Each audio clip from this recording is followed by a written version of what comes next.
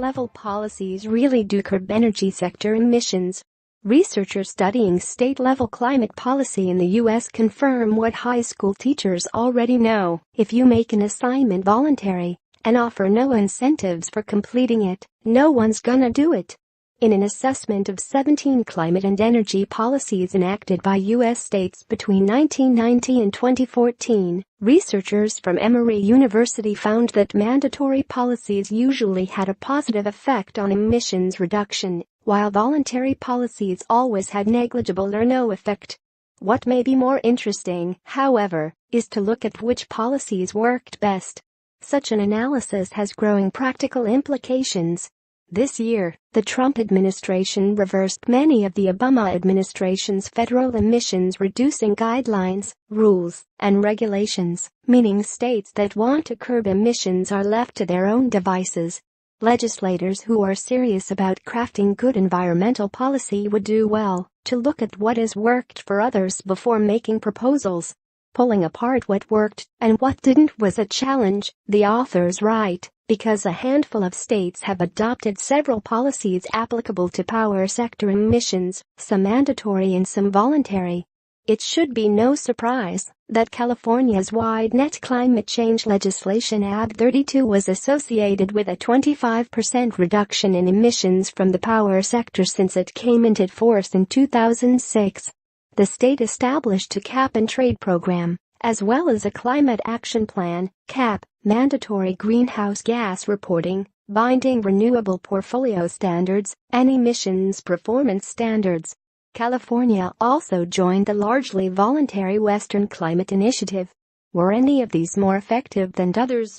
When the researchers used data from additional states to tease out combination effects and policy start dates, they were able to find 3 policies that offered the most dramatic reductions in emissions overall.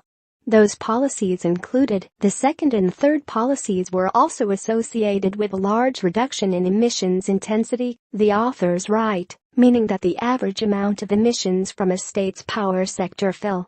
Emissions performance standards were associated with the largest reduction in CO2 emissions for the power sector in that state, reducing emissions by approximately 3.9 mmt CO2 million metric tons of CO2 per year. But only 6 states had adopted emissions performance standards in 2014.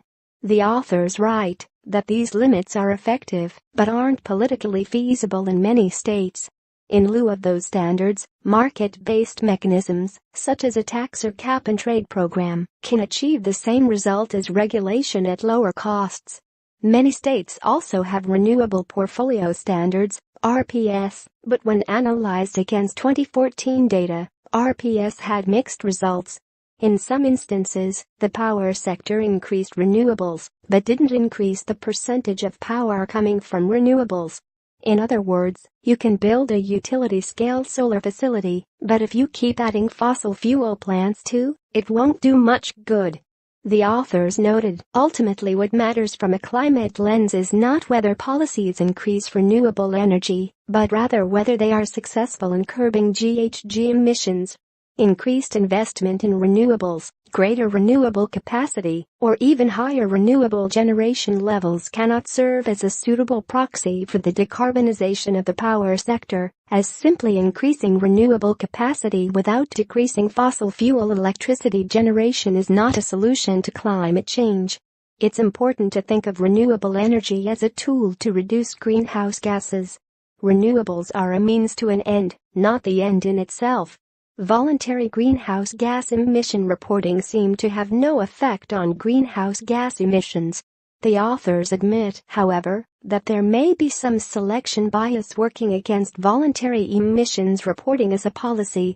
If a state has no intention of controlling greenhouse gas emissions, or if it knows that its emissions will increase in the coming years due to population influx or a booming oil market, for example, then it will be more likely to adopt voluntary greenhouse gas emission reporting.